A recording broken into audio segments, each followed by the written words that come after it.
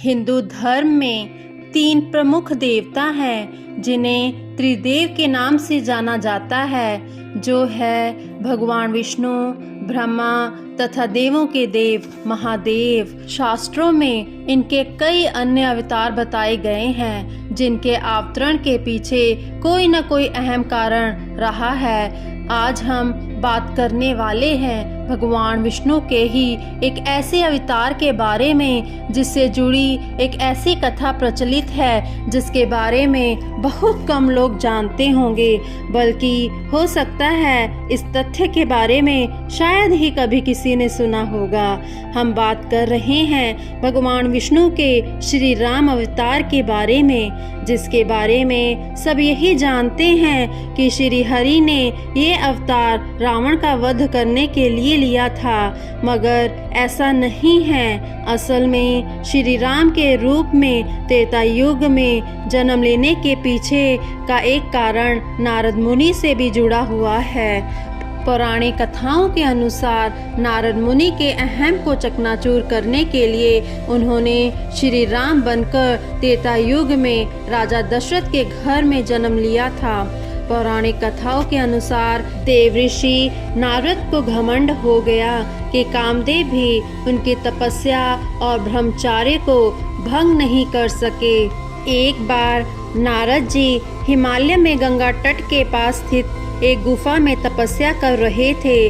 उनकी कठोर तपस्या को देख इंद्रदेव भयभीत हो गए। उन्हें डर लगने लगा कि कहीं नारद तपस्या से उनका सिंहासन न छीन लें। इसलिए इंद्र ने कामदेव को धरती पर भेजा और नारद की तपस्या भंग करने के लिए कहा। कामदेव धरती पर आए और नारद के चारों ओर मनमोहक कृत्रिम वातावरण बनाया। चारों तरफ सुगंधित फूलों की महक छा गई। वसंत ऋतु का मौसम आ गया। चिड़ियाँ और अन्य पक्षियों की मधुर आवाजें गूंजने लगी। धीमी धीमी हवाएं चलने लगी। स्वर्ग की अप्सराएं नृत्य करने लगी। बड़े से बड़े व्यक्ति भी इस माहौल को देखकर मंत्रमुग्ध हो जाता, मगर नारद मुनि को कोई फर्क नहीं पड़ा। वे अपनी तपस्या में लीन रहे। कामदेव का जादू देवऋषि नारद पर नहीं चला। कामदेव को डर सताने लगा कि कहीं नारद क्रोधित होकर उन्हें श्राप न दे दें। फिर कामदेव जाकर नारद से क्षमा मांगने लगे। नारद ने उन्हें कुछ नहीं कहा और क्षमा कर दिया। इसके बाद नारद के मन में अहंकार आ गया कि वह सबसे बड़े तपस्वी हैं, क्योंकि उन्होंने कामदेव को भी जीत लिया है। वे शिवजी के पास गए और कहा कि उन्होंने कामदेव को जीत लिया है। शिवजी को लग गया कि नारद को अहंकार हो गया है। उन्होंने नारद से कहा कि ये बात आपने मुझसे तो कह दी, लेकिन विष्णु जी से मत कहना। नारद जी को शिवजी का ये कथन अच्छा नहीं लगा।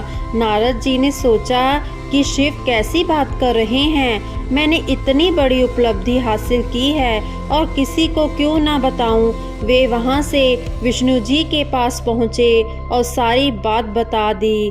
भगवान विष्णु को भी लग गया कि नारद जी अहंकारी हो गए हैं। उन्होंने देवऋषि नारद का अहंकार दूर करने के लिए एक उपाय सुझा।